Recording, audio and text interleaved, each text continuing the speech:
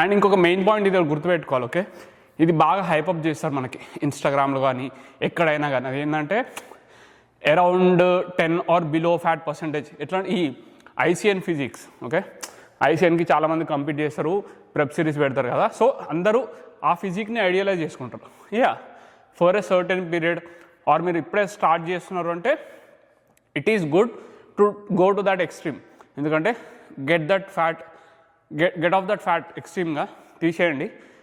So మీరు ఐడియల్గా ఎట్లా అంటే 12 to 15% బాడీ ఫ్యాట్ అనేది మెయింటైన్ చేయాలి, నాట్ బిలో 10.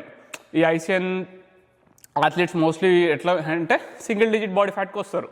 అది ఒక సర్టెన్ పీరియడ్ వరకే. లైఫ్ లాంగ్ మీరు single digit body fat percent maintain చేయడం ఈజ్ అన్హెల్దీ, ఓకే? ఐడియల్లీ మీరు 12 to 15% బాడీ ఫ్యాట్ మెయింటైన్ చేస్తూ ప్రోగ్రెస్ అవ్వాలి, ఓకే? అండ్ లైఫ్ లాంగ్ మీరు ఎట్లా అంటే అది ఎట్లా కూడా ఉండదు. ఎట్లా అంటే అండర్ వెయిట్ అరౌండ్ 60 kgs అట్లా కూడా ఉండదు. మీ గోలల్లా మీ బాడీ వెయిట్ పెంచుకుంటూ పోయి ఆ బాడీ వెయిట్ ఎట్లా పెరగాలి, మీరు మజిల్ డెవలప్ చేసుకుంటూ పెరగాలి. లిటిల్ బిట్ ఆఫ్ మీరు కొంచెం అరౌండ్ 16 to 17% బాడీ ఫ్యాట్ ఉన్నా ఇది absolutely fine. Around like 20 is that benchmark. మీ 20 ఉన్నా కానీ కొంచెం కిందికి రావాలి, ఓకే? ఐడియల్లీ అయితే 12 to 15% బాడీ ఫ్యాట్ మెయింటైన్ చేస్తూ ప్రోగ్రెస్ అవ్వాలి ఎవ్రీ ఇయర్ అట్లా.